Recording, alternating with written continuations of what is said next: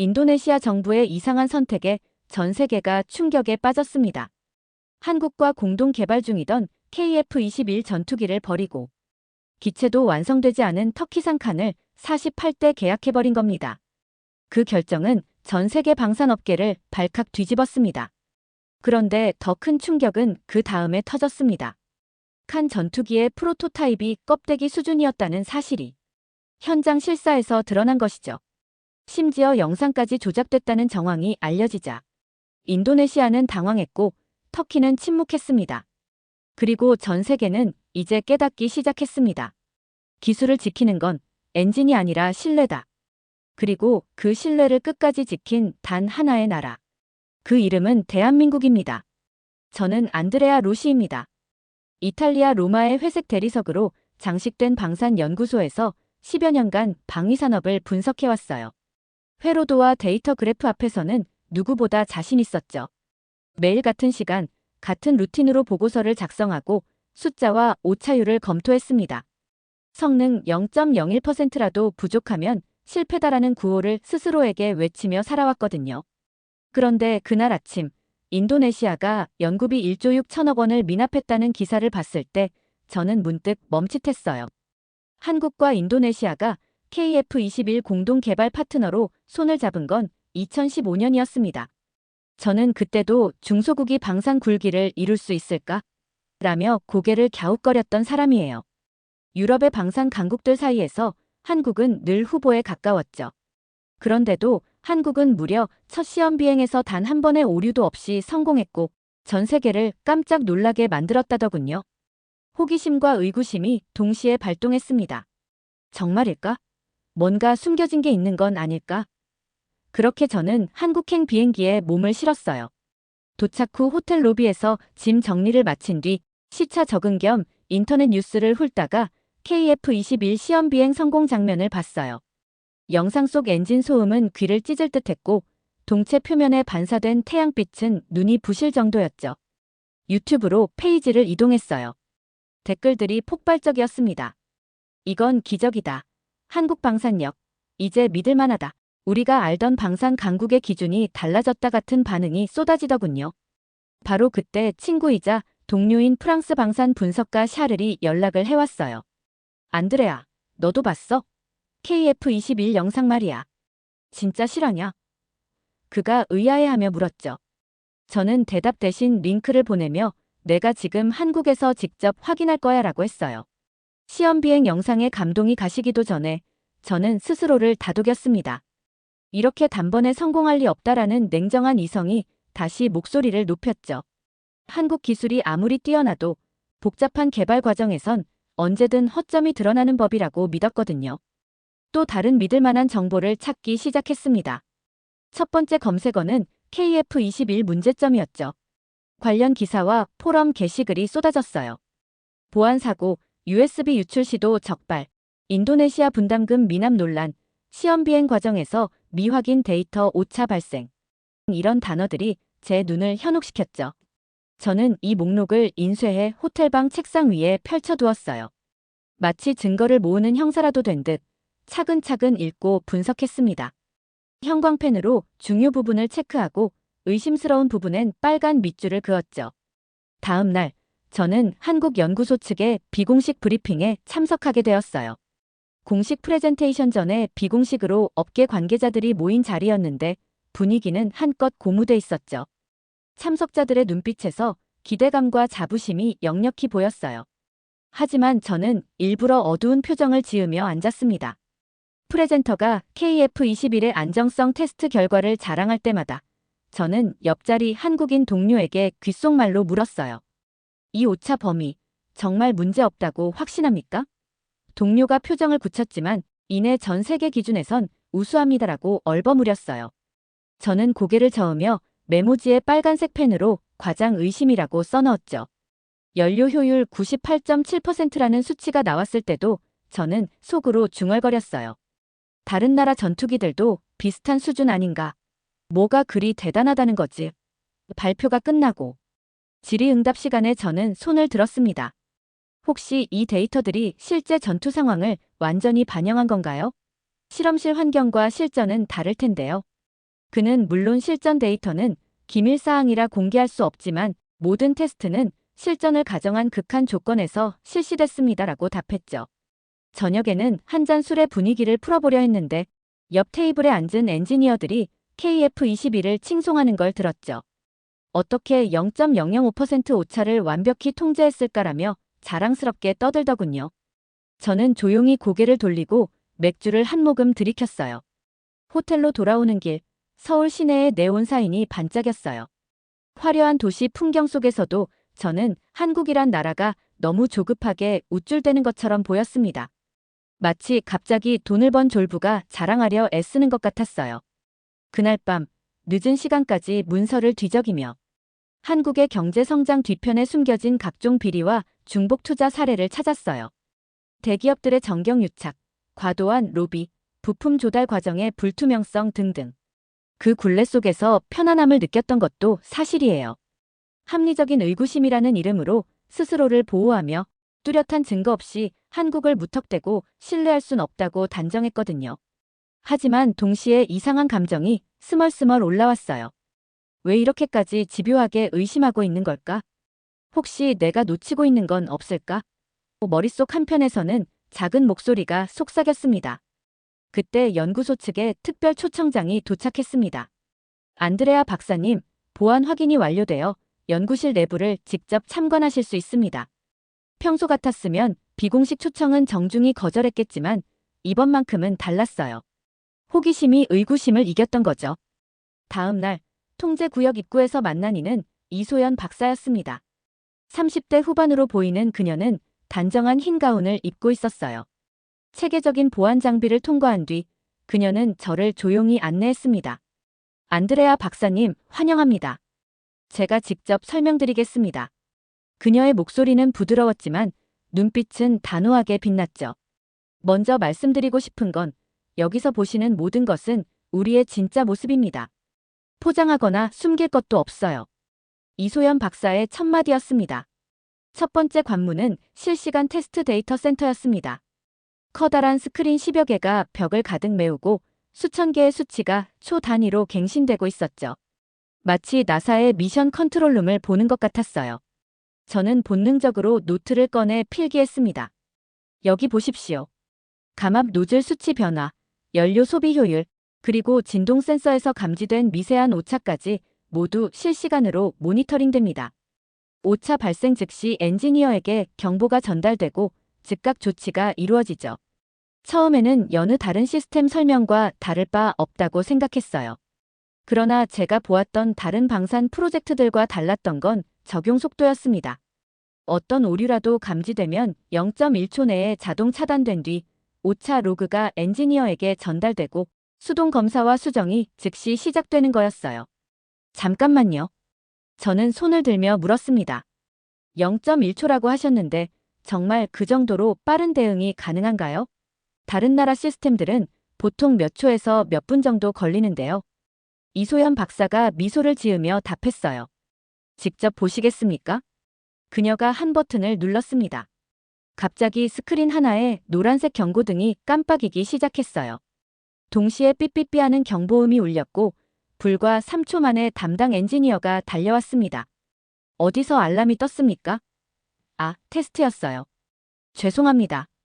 이소연 박사가 설명하자 엔지니어는 고개를 끄덕이고 자리로 돌아갔죠. 정말로 이렇게 빠른 대응이 가능하다고.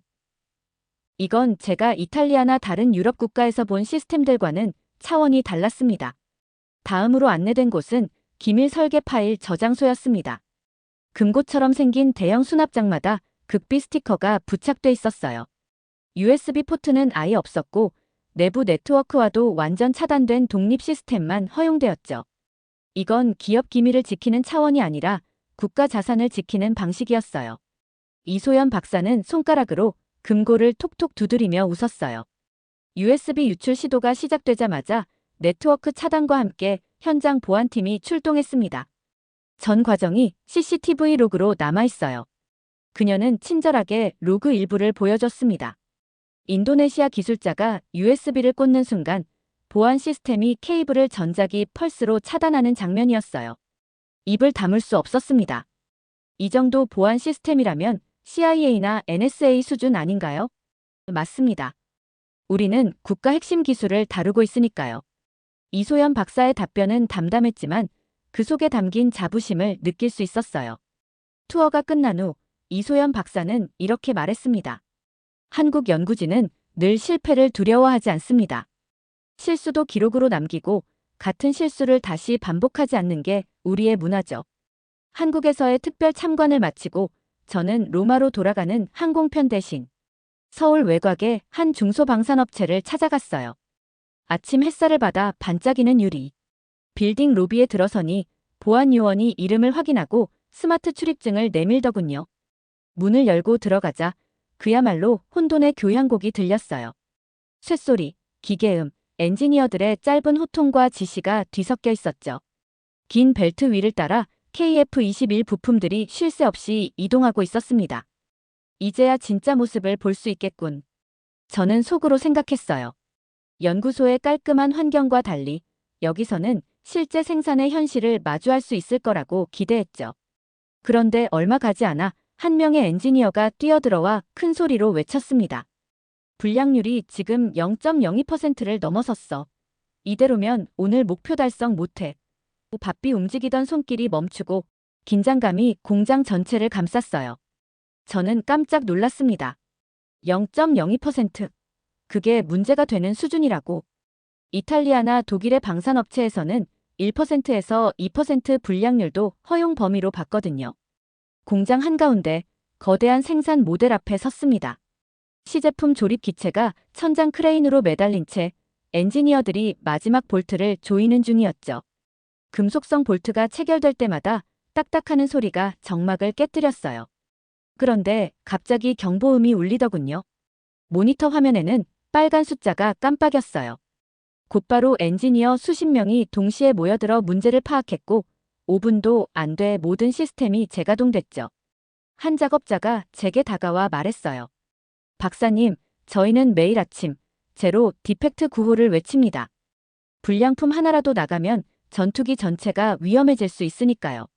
그날 오후 생산 직원들이 모여 점심 식사를 하러 갔을 때 저는 한 조용한 회의실로 안내받았어요. 중간 관리자급 엔지니어들이 모인 자리였죠. 커피 향이 살짝 퍼지는 가운데 저는 노트북을 펴고 질문을 던졌습니다. 이곳의 불량 기준이 너무 엄격해 보이는데 이게 모두 시험 비행 성공에 필수적인가요? 한 매니저가 진중하게 대답했어요. 방위산업에서 작은 결함 하나가 전투기 전체를 무용지물로 만들 수 있습니다. 한계 오차까지 완벽히 통제해야만 진짜 무기라고 부를 수 있죠.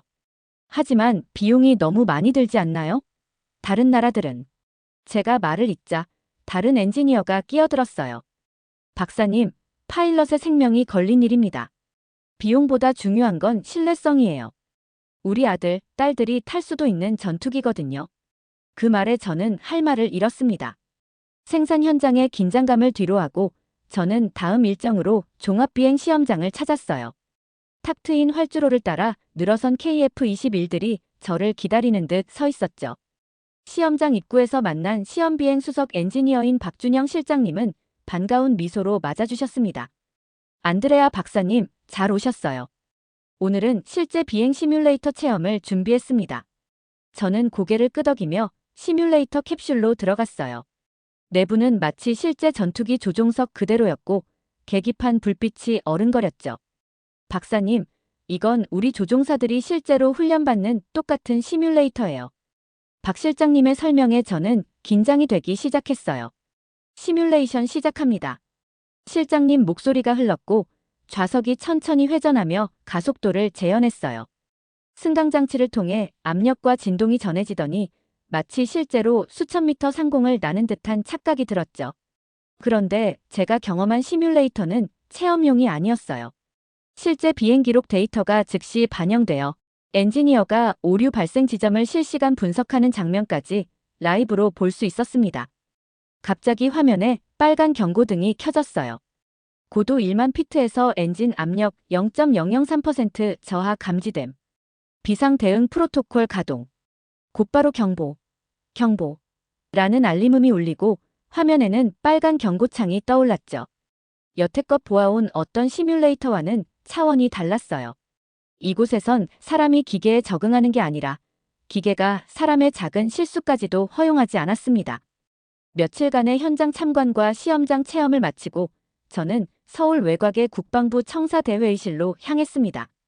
이날은 KF-21 핵심 파트너인 인도네시아 측 고위급 대표단과 최종 파트너십 유지 여부를 결정하는 중대 회담이 열리는 날이었어요. 회의실 안은 이미 빽빽하게 앉아있던 각국 방산 관계자들과 한국 정부방위사업청 인사들로 인산인해를 이뤘어요. 중앙 테이블 양옆에 한국 측 인사와 인도네시아 대표가 마주 앉아 있었고 유럽 측 인사들도 참관 자격으로 참석해 있었죠. 저는 취재 허가를 받은 외신 분석가 자격으로 방청석에 앉았어요. 카메라 플래시가 번쩍이며 긴장감이 고조되었죠. 회의가 시작되자 한국 측 대표가 차분하지만 단호한 목소리로 말했습니다. 우리는 지난 몇 년간 KF-21 개발과 시험 비행에서 전례 없는 성공을 거두었습니다. 그런데 분담금 1조 원이 아직도 납부되지 않았습니다. 파트너십을 계속 유지해야 할지 심각하게 검토해야 합니다. 한국 대표의 발언이 끝나자 회의실이 조용해졌어요. 인도네시아 대표가 씩 웃으며 대답했습니다. 저희는 그간 여러 이유로 분담금 지급을 미루었습니다만 이제 KF-21이 완벽히 준비된 것 같네요. 하지만 저희는 새로운 결정을 내렸습니다. 터키의 전투기를 48대 구매하기로 했어요. 회의실이 순식간에 얼어붙었어요. 저도 모르게 숨이 멎은 듯했고 몇 초간 아무 반응도 할 수 없었습니다. 지난 며칠간 한국의 기술력을 직접 확인했는데 인도네시아가 이런 식으로 나올 줄은 몰랐어요. 그 순간 회의실 뒷문이 요란하게 열렸습니다. 한국 방위사업청의 보안 책임자가 급히 뛰어들어 실내 마이크를 잡고 외쳤습니다. 터키의 전투기 개발이 예상보다 심각하게 지연될 예정이라는 공식 발표가 방금 접수되었습니다. 최초 프로토타입 완성 일정이 2년 이상 밀릴 수 있다는 내용입니다. 회의실엔 순식간에 소동이 일었어요. 인도네시아 대표는 눈이 휘둥그레졌고 급히 무언가를 확인하러 전화를 걸었죠. 한국 대표단은 침착함을 유지하며 서로를 바라보았습니다. 회의 직후 저는 따로 연락을 주고받던 터키 쪽 소식통에게 메시지를 보냈습니다. 그는 이전에도 몇 차례 방산 내부 정보와 일정 지연 관련 문건을 비공식적으로 공유해줬던 익명의 협력자였죠. 그는 몇 시간 뒤 하나의 압축 파일을 전송해왔습니다. 파일엔 메모리 덤프 형태의 사진과 짧은 영상 클립이 들어있었어요. 무심코 클릭한 순간 제 눈앞에 펼쳐진 영상은 충격 그 자체였습니다. 처음 등장한 화면은 대형 공장 한복판에 놓인 칸의 프로토타입이었습니다. 하지만 분명히 어딘가 이상했어요. 동체는 마치 외형만 급히 제작한 듯 단단해 보였지만 내부에는 배선도, 엔진도, 제어 장치도 전혀 설치되어 있지 않았습니다. 그냥 빈 깡통이었어요. 그 다음 이어진 영상은 제가 이미 여러 차례 본 공식 시험 비행 영상과 아주 유사한 장면이었어요. 그런데 배경이 달랐습니다. 파일 이름을 다시 확인했죠. 촬영 위치가 터키 아나톨리아 비행장으로 표기된 것이 아니라 이스탄불 외곽 세르아트 미디어 스튜디오 A동이라는 내부 스튜디오 촬영지로 등록되어 있었어요. 저는 화면을 멈춰 세웠습니다. 카메라 앵글은 조심스럽게 편집됐고 이륙 장면은 단 2초 남짓. 그 짧은 순간 동체 안쪽에서 미세한 스쿠터형 배기음이 들려왔고 곧바로 지면에서 살짝 떴다가 다시 주저앉는 영상으로 마무리되었죠. 기술적으로는 실제 비행이 아닌 공중 점프에 가까운 페이크 이륙 연출이었고 나머지 장면은 전부 후편집된 조명, 배경 합성 처리였다는 분석도 동봉된 문서에 담겨 있었어요. 정신이 멍해졌습니다. 현실을 마주한 그날 밤, 저는 호텔방 창가에 홀로 앉아 있었습니다. 어두운 도시 불빛 아래 머릿속에서 멈추지 않는 생각의 파도가 일렁였죠. 진짜 무기는 기술이 아니라 그 기술을 지키려는 사람들의 정신이다. 이 생각이 머릿속을 맴돌며 저를 붙들었습니다. 저는 평생 숫자와 확률로만 세상을 판단해왔습니다. 작은 오차도 허용하지 않는 완벽함. 그것이 전문가로서의 자부심이자 안식이었죠. 그런데 지금 그 안식이 깨지는 순간에도 저는 두려워하기보단 오히려 자유로워진 느낌이었어요. 이튿날 아침 연구소로 향하는 길에 저는 도시의 구석구석을 조용히 관찰했습니다. 빌딩 숲 사이 골목길에 자리한 작은 식당들, 점심시간이면 일하던 연구원들이 모여 김치찌개를 나눠 먹는 모습, 서로의 의견을 경청하는 그들의 태도까지. 이 모든 것이 제가 그동안 놓치고 있던 공동체의 힘이었죠. 회의실에 도착해 발표를 준비하며 저는 템플릿 대신 직접 작성한 슬라이드를 펼쳤습니다.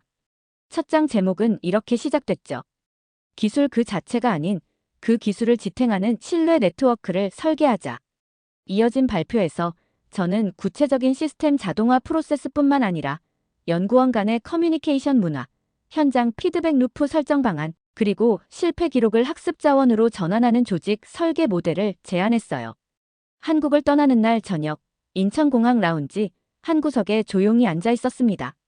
창가 너머로 비행기가 야간 조명 아래 반짝이는 모습이 눈에 들어왔죠. 그 순간 문득 이제 돌아가서 내가 무엇을 해야 할까? 라는 물음이 머릿속을 가득 채웠어요. 돌아오는 비행기 안, 저는 노트북을 펼쳐 한국 신뢰 네트워크 설계안을 손수 정리했어요. 항공사가 제공하는 와이파이가 느릿느릿했지만 정교한 도표와 프로세스 플로우를 만드는 데 집중했죠. 로마에 도착해 사무실에 들어서자 이탈리아 동료들이 반갑게 맞아주었습니다. 어땠어, 박사님? 저는 잠시 숨을 고르고 천천히 가방에서 설계안을 꺼냈습니다. 여기에 우리의 미래 협력 방향이 담겨 있습니다. 그 뒤로 한 달간 저는 이 제안서를 수십 차례 회의에 들고 다녔습니다. 유럽 방산 벤더들과의 협력 논의, 유력 인도네시아 파트너사와의 화상 미팅, 그리고 터키 측과의 기술 검증 조율까지. 매번 발표할 때마다 저는 한국에서 체험한 통제 시스템, 보안 프로세스 협업 문화에 대해 구체적 사례를 인용했죠. 드디어 그날이 왔습니다.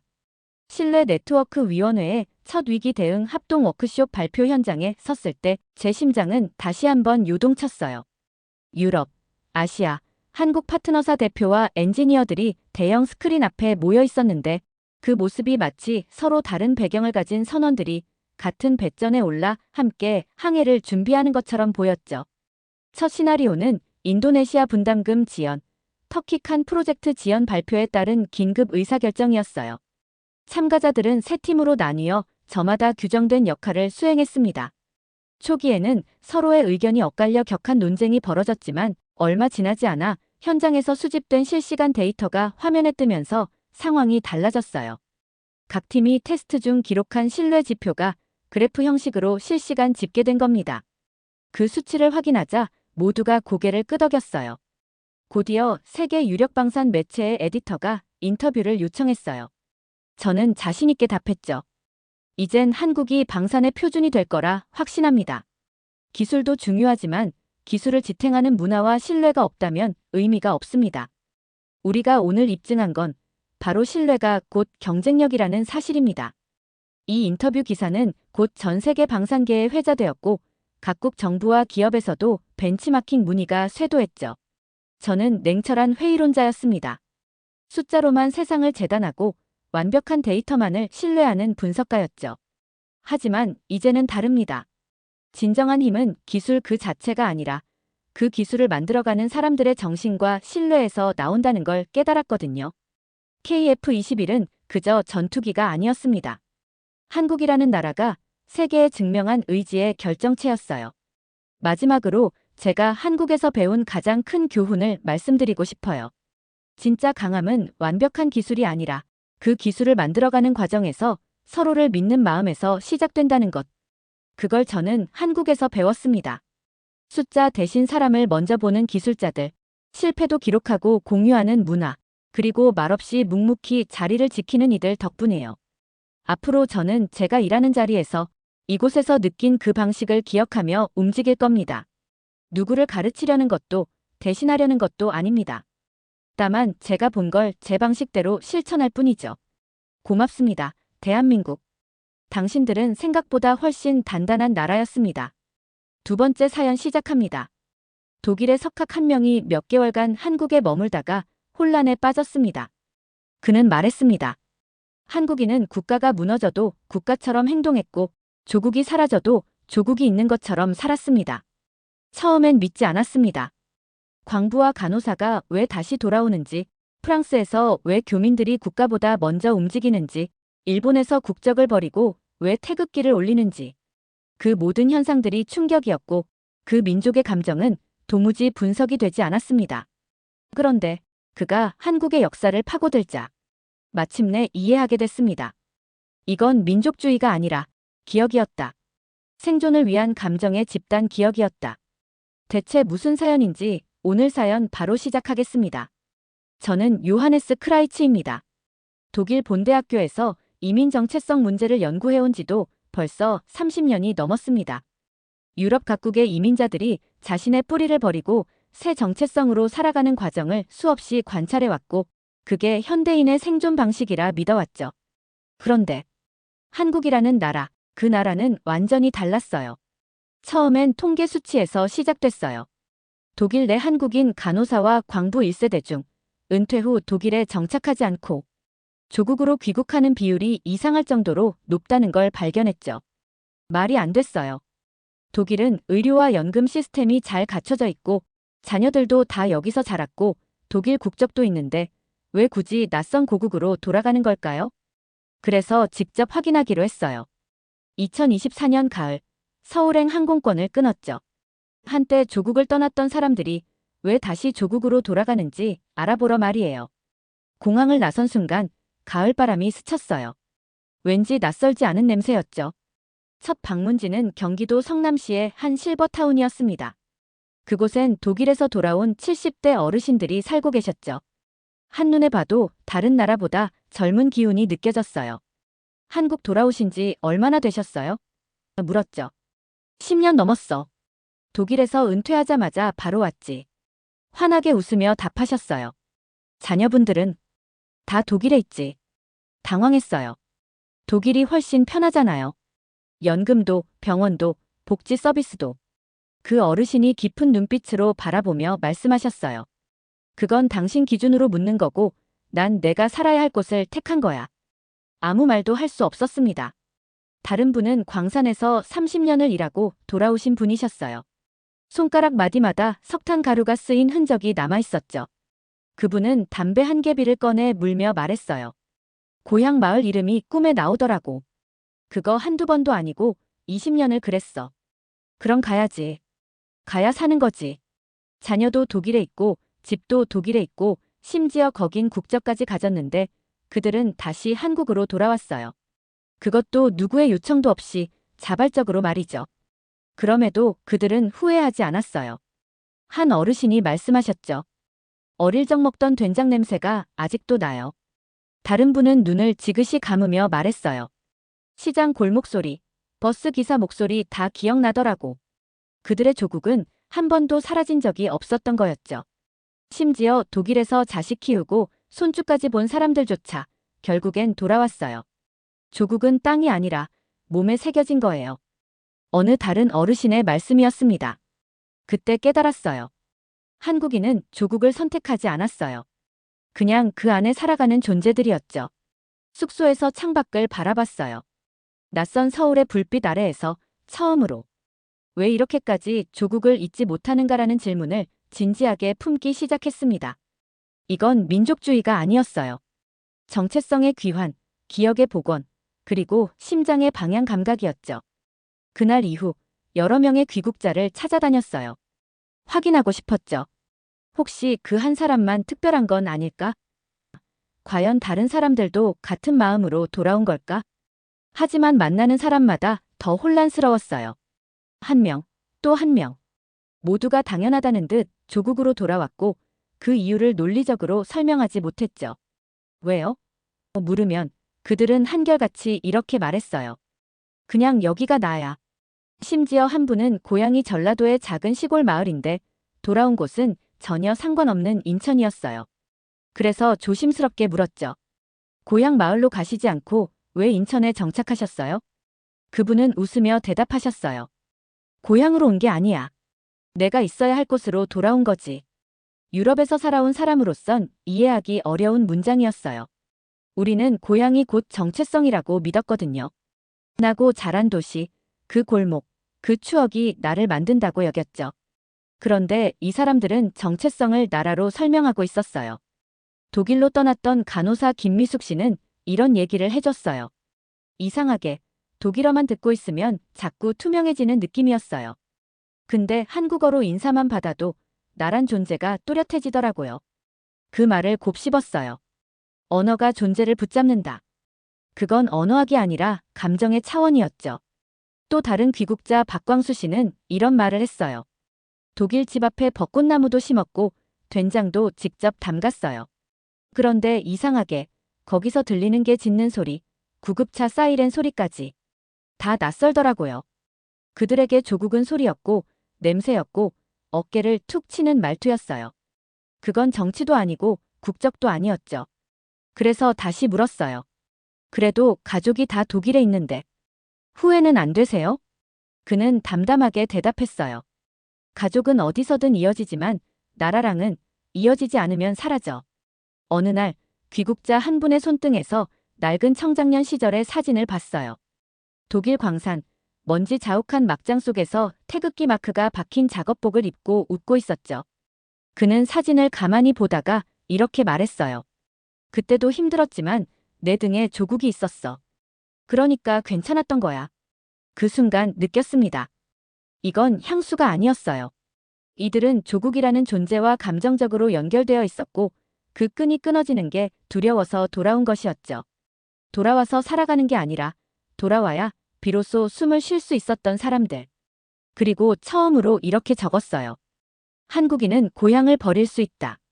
하지만 나라를 버리는 건 그들에겐 스스로를 버리는 것과 같았다. 이 말이 논문에는 들어가지 않을지 몰라도 마음에는 각인됐습니다.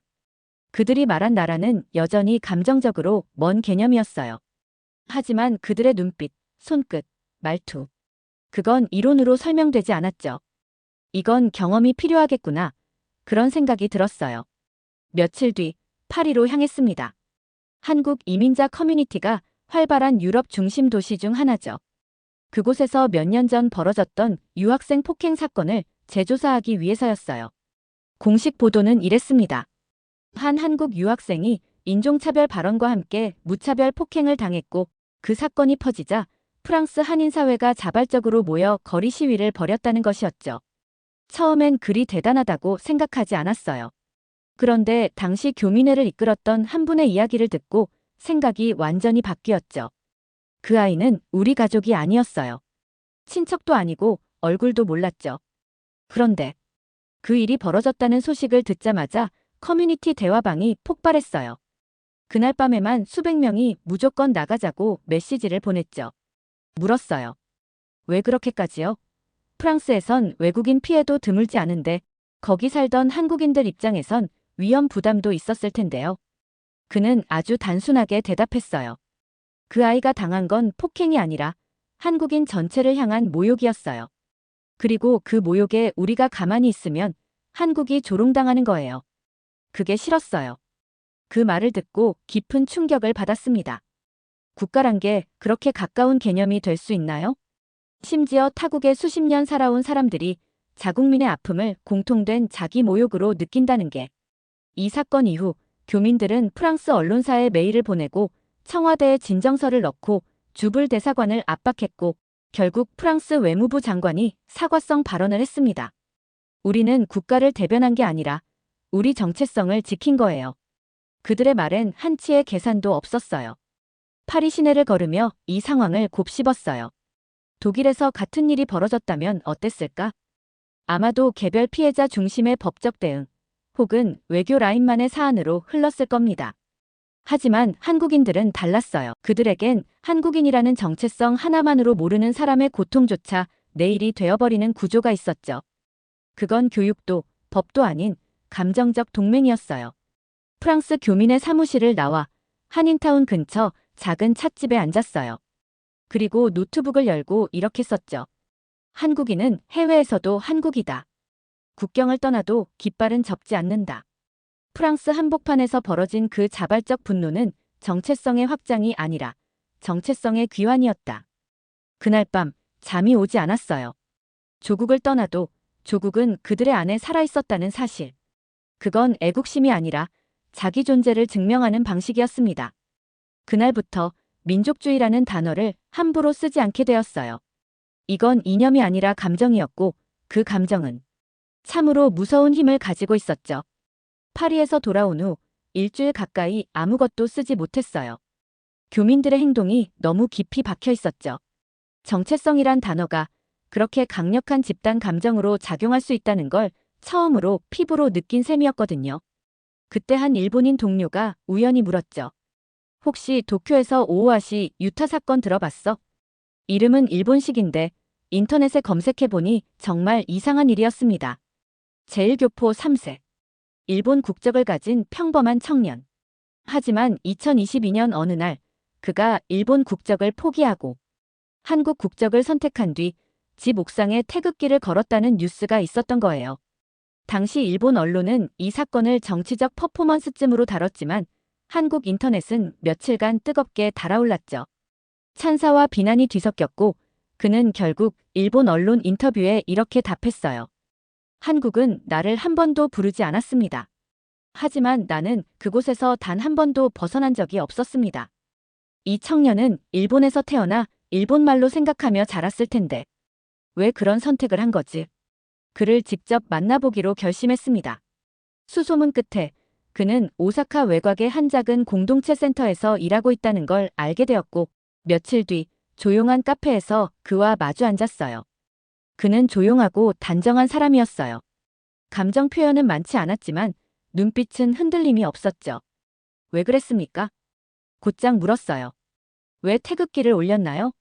그건 일본 사회에선 꽤 도발적인 행동이었을 텐데요. 그는 잠시 침묵하다가 작게 웃으며 말했어요. 처음엔 그냥 혼란이었어요.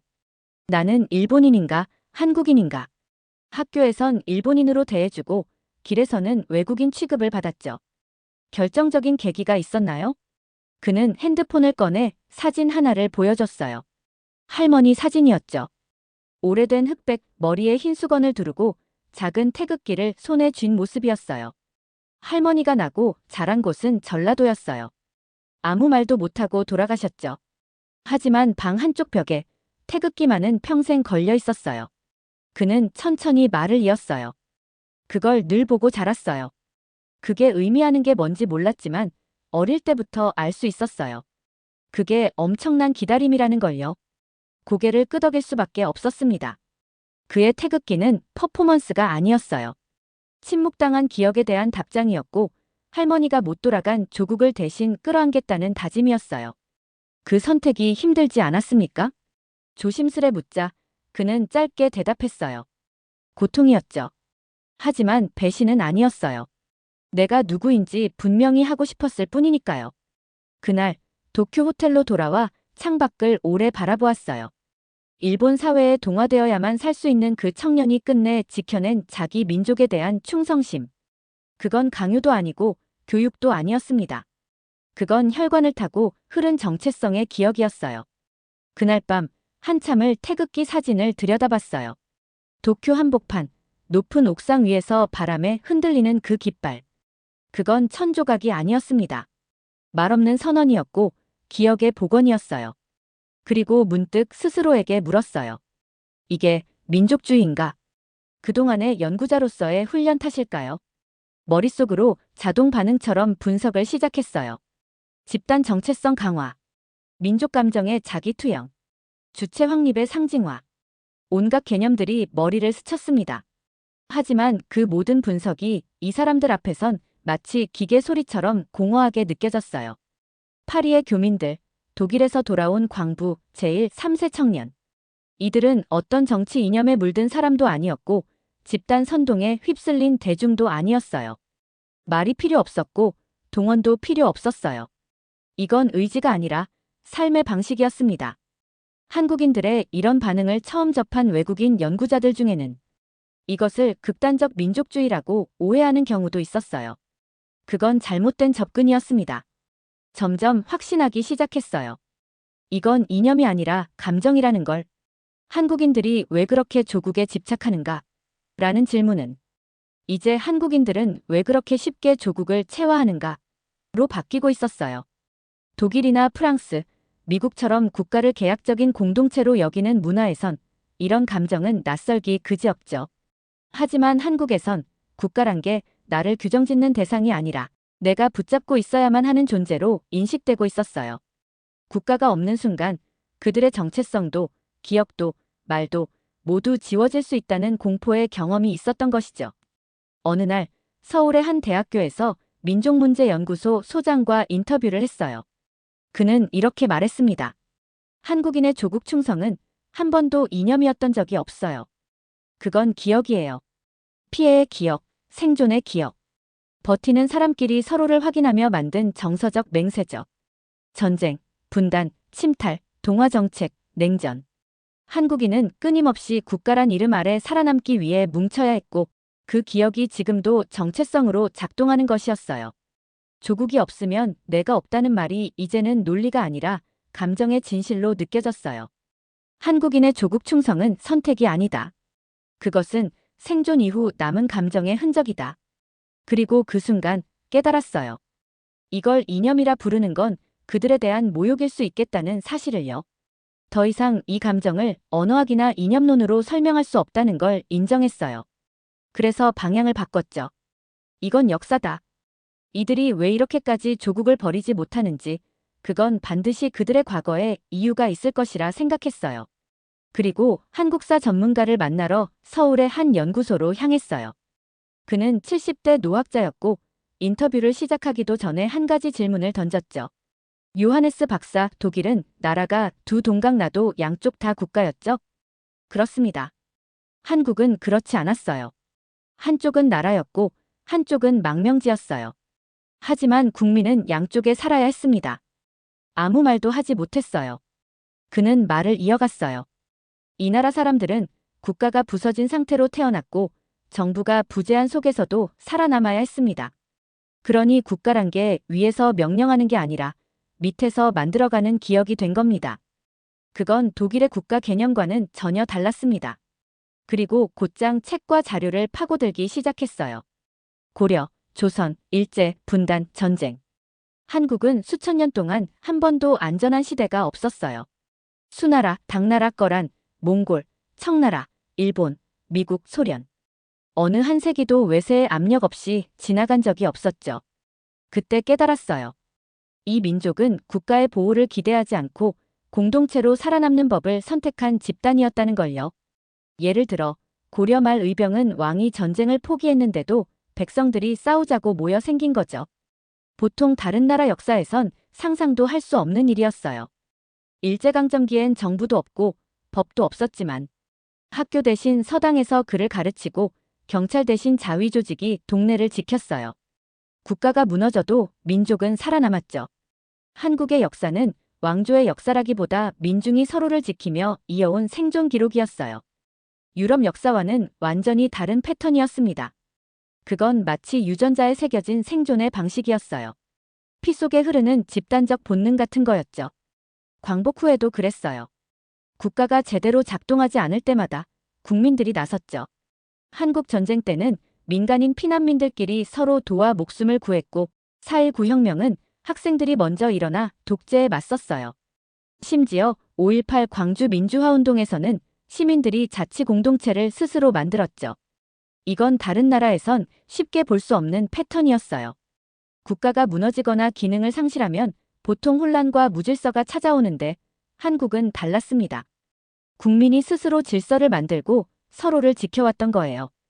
그들은 왜 조국을 버리지 않냐고요? 이제 그 질문에 이렇게 대답할 수 있을 것 같았어요. 그건 조국이 있어서가 아니라 조국이 없어도 스스로 국가가 되어야 했던 기억 때문입니다. 지금 한국인의 본능적인 충성심은 명령에 복종하는 문화가 아니라 언제든 다시 무너질 수 있다는 불안과 그 속에서 나와 너를 지켜야 한다는 각성이 만든 집단 본능이었어요. 그래서 한국인에게 조국은 행정의 단위가 아니라 정서적 DNA였습니다. 어떤 나라 사람은 나라는 나를 보호해야 한다고 말하죠. 하지만 한국인에게는 내가 나라를 붙들지 않으면 모두가 사라진다는 감각이 먼저 작동해요.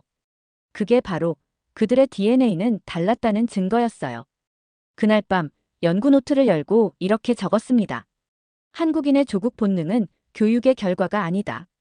그것은 수천 년 동안 외세 속에서 살아남으며 체화된 집단 생존의 조건이다. 누군가가 지켜주길 바라기 전에 서로를 지켜야 했던 민족만이 가질 수 있는 기억 위의 충성심이다. 이건 정치가 아니었어요. 이건 시스템도 아니었죠. 이건 그들의 피가 기억한 생존법이었습니다. 사람들은 국가가 국민을 만든다고 믿어요. 하지만 한국이라는 나라는 국민이 먼저 존재했고 그 국민들이 결국 국가를 되살렸다는 사실을 이제는 확실히 알 것 같았어요. 그 진실을 온몸으로 느낀 날은 경상북도 안동에서였어요. 전통문화조사차 갔던 일정이었는데 우연히 들른 향교 앞에서 뜻밖의 장면을 마주쳤죠. 학생들이 퍼포먼스를 하고 있었어요. 한쪽엔 왕이 항복해도 백성은 싸운다는 현수막이 걸려 있었죠. 처음엔 행사인 줄 알았지만 자세히 들여다보니 실제 역사 재현 교육이었어요. 그곳에서 만난 한 고등학교 교사는 이렇게 말했습니다. 한국은 조선말 국왕이 일제의 나라를 넘기고 도망쳤을 때 백성들이 의병을 만들고 저항했어요. 정부도 없고 군대도 없었는데 백성들이 스스로 무기를 들었죠. 그건 유럽사의 문법과 완전히 달랐습니다. 그리고 이건 단발적 사건이 아니었습니다. 1910년 나라가 완전히 병합된 뒤에도 독립운동은 민간주도로 계속됐고 3.1운동은 전 국민의 맨손한 거였으며 임시정부는 국제적 인정 없이도 해외에서 대한민국의 법통을 이어갔어요. 그러니까 한국인들은 국가가 기능하지 않는 상태에서도 조국을 유지해온 민족이었던 겁니다. 더 놀라운 건 이런 구조가 현대에도 반복된다는 사실이었어요. 독일에선 상상도 할 수 없는 일들이 한국에선 자연스럽게 일어났습니다. 국가적 위기 때마다 국민들이 자발적으로 나서는 모습이 반복됐어요. 1997년 IMF 위기 때는 시민들이 자발적으로 금 모으기 운동을 했고 전 세계가 놀랐죠. 서양에선 국가가 빚을 지면 시민들이 저항하는데 한국에선 시민들이 자기 금을 내놓았어요. 그게 말이 됩니까? 유럽인 입장에선 믿을 수 없는 일이었죠. 2017년 포항 지진 때 정부 대응보다 빨리 움직인 건 지역 자영업자들이었어요. 빵집 주인이 무료로 빵을 돌리고 식당은 피난민에게 음식을 내주며 민간인들이 체육관을 청소하고 담요를 기부했어요. 2020년 대구 코로나 사태 초기엔 전국의 간호사와 의료진 수백 명이 자원봉사 신청서를 들고 자발적으로 몰려왔어요. 이들은 명령받지 않았어요. 세월호 참사 때도 마찬가지였죠. 정부 대응이 제대로 이루어지지 않자 일반 어민들이 먼저 배를 몰고 나갔고 시민 잠수부들이 직접 바다에 뛰어들었습니다. 국가가 할 일을 시민들이 대신하는 모습이었어요. 그런 사례들을 하나하나 읽으면서 가슴 깊숙한 곳에서 무언가 묵직하게 올라오는 걸 느꼈어요. 국가가 없을 때 국민이 있다. 그건 문학적 비유가 아니었어요. 이 나라에서는 그것이 현실이었습니다. 그리고 그때서야 왜 한국인들은 조국을 떠날 수 없었는지 이해가 됐어요. 조국은 그들을 보호해주는 어른이 아니라 자신이 지켜야 할 아이처럼 느껴지는 존재였던 겁니다. 이 역전된 관계가 바로 한국인의 특별함이었어요. 독일의 역사와 비교하면 우리는 오랜 제국, 강한 국가 시스템을 기반으로 정체성을 형성해왔습니다. 그렇기 때문에 시민으로서의 책임은 합리적 범위 내에서 정의됩니다. 하지만 한국인은 달랐어요. 그들에게 국가는 합리의 대상이 아니라 감정의 무게를 지닌 존재였어요. 노트북을 켜고 다음과 같이 적었습니다. 이 나라는 국민이 나라를 먼저 만들어냈다. 그것이 한국인의 방식이었고 그들의 충성심은 국가에 향한 것이 아니라 서로를 지키기 위한 맹세였다. 그 글을 쓰고 난 뒤 오래도록 화면을 바라봤어요. 지금까지 수많은 나라를 연구했지만 국가가 없는 순간에도 국가를 지키는 국민을 본 건 한국이 처음이었습니다. 한국의 근현대사를 더 파고들수록 이 민족의 특이함이 더 명확해졌어요. 1980년대 많은 개발도상국이 독재 정권 아래 있을 때 한국 시민들은 스스로 민주화를 쟁취했습니다. 국가가 억압할 때 국민이 국가를 바로잡은 거였죠. IMF 외환위기 때도 주목할 만했어요. 다른 나라들은 국가 부채 때문에 폭동이 일어나곤 했지만 한국은 달랐죠. 시민들이 자발적으로 금 모으기 운동을 했고 기업들은 구조조정을 받아들였어요. 그 결과 한국은 IMF 차입금을 세계에서 가장 빨리 상환한 국가가 됐습니다. 이런 사례들을 보면서 한국인의 조국 개념은 위에서 아래로가 아니라 서로가 서로를 지키는 수평적 관계라는 걸 확신하게 됐습니다. 이는 서울의 한 역사학자가 들려준 말과도 일치했어요. 우리 민족은 고구려, 백제, 신라, 고려, 조선. 이름은 바뀌어도 민족은 계속됐죠. 그러니 국가가 무너져도 우리는 다시 만들 수 있다는 자신감이 있었어요. 그 말에 깊이 공감했습니다. 한국인들에게 국가와 민족은 분리된 개념이었고, 국가가 위기에 처했을 때 민족이 나서서 그것을 지켜온 역사가 반복됐던 거였어요.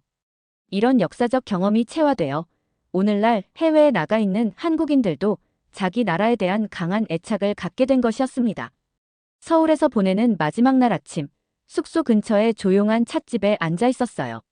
노트북을 켰지만 한동안 아무것도 쓰지 못했죠. 창밖을 바라보며 몇 달간의 기록을 되짚었어요. 다시 떠올랐습니다. 광산 막장에서 묵묵히 일했던 이민자, 은퇴 후 다시 한국으로 돌아와 조용히 살아가는 노인, 프랑스 한복판에서 집단 행동에 나섰던 교민들, 일본 국적을 포기하고 정체성을 되찾은 청년. 그들은 모두 각자의 방식으로 자신이 누구인지 잊지 않았습니다. 독일에서 태어나 자란 나로선 그들의 행동이 처음엔 이해되지 않았어요. 왜 그렇게까지 자신의 뿌리를 지키려 하는가? 왜 멀리 떠나와서도, 왜 타국에서조차 한국인이라는 걸 포기하지 않는가? 하지만 이제 압니다. 그건 선택이 아니었어요. 그들에게는 자신이 어디에서 왔는지를 지키는 일이 곧 자신을 지키는 일이었기 때문입니다. 유럽에서 국가는 종종 행정적 구역이고 소속은 문서와 제도에 의해 정의되곤 합니다. 하지만 한국인들은 달랐어요. 그들에게 소속이란 머리로 결정하는 것이 아니라 몸이 기억하고 마음이 반응하는 감각이었습니다. 그 감각은 군사훈련처럼 배운 것이 아니라 수백 년간 외세 속에서 서로를 지켜내며 삶의 방식으로 자리 잡은 생존의 습관이었어요. 그들은 국경선을 넘어 살면서도 자기 정체성을 버리지 않았고 어느 순간엔 다시 그 기억이 깃든 공간으로 돌아왔습니다. 그건 향수가 아니라 삶의 균형을 다시 되찾으려는 본능에 가까웠어요. 그날 오후 광화문 근처를 산책하던 중 작은 전시관을 우연히 발견했어요. 그 안엔 일제강점기 당시의 사진이 전시되어 있었고 그중 하나가 나를 멈춰 세웠습니다. 경복궁 앞에 서 있던 조선 총독부 건물의 모습이었어요. 거대한 석조 건물이 궁궐의 중심을 가리고 있었습니다. 사진 옆에 이렇게 적혀 있었어요. 이 건물은 물리적으로만 제거된 것이 아닙니다. 이것은 기억의 회복이자 정체성의 복원입니다. 그 문장을 읽는 순간 깊은 숨을 들이쉬었어요. 이 나라 사람들은 기억 위에 삶을 짓고 상처 위에 미래를 세우며 어떤 이념보다도 서로의 존재를 지키는 데서 자기 정체성을 유지해 왔습니다. 마지막 노트에 이렇게 썼어요. 그들은 떠난 적이 없었다. 거리상 이주했을 뿐 정체성은 한 번도 떠난 적이 없었다. 그 소속감은 논리로 설득되지 않았고 감정으로만 전해졌다. 그것은 생존을 위한 선택이었고 결국 그 기억이 사람과 사람을 연결하는 다리가 되었다. 지금 이 모든 것을 마주한 독일 연구자 한 사람으로서 단언할 수 있습니다.